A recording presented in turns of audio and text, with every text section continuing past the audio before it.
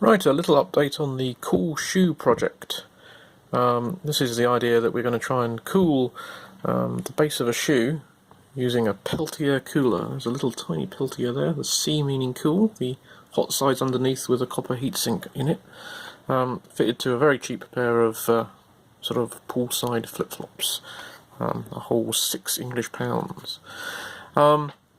But yes, basically we need to work out how to power these things, and so what I've done is get some little buck converters, and that's a little buck converter, and the idea is that that's going to take 5 volts from a USB power bank, although possibly not this one, as you'll see in a minute, and generate 5 volts.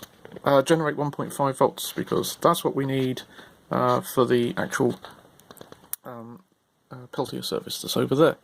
So if I plug this into our power bank, and you see we're getting about 5 volts there. There's no amps because we've not got a load on it at the moment. I've just purely got the multimeter in the voltage range, and we're getting 1.25 volts out, which is pretty much ideal. So that's quite a nice little circuit, and it's not very big either, as you can see from the size compared to the USB multimeter in the power bank. That little buck converter circuit is quite neat and tidy, and I got 6 of those for under £10 delivered, so that's not bad at all.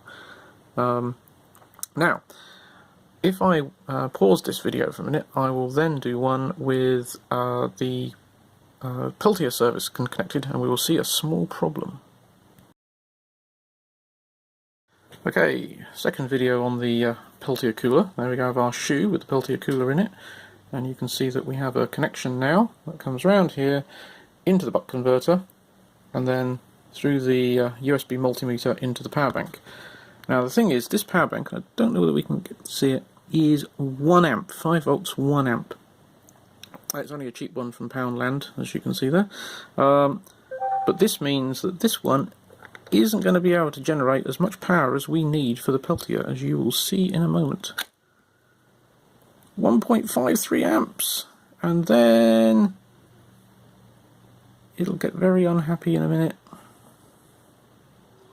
Yeah, it gets very unhappy, and I don't want to damage the power bank, so I'm going to take it back out again. So we need a power bank that can generate at least 1.53 amps, and that peltier cooler, that's actually got quite cold very quickly. So, and that's at 1.25 volts coming out of the buck converter, this side of the buck converter. So what I need now is a power bank that can generate at least 1.5 amps, preferably 2 amps, to feed into the power converter. And the idea is that I'm going to try and undo this. Undo that.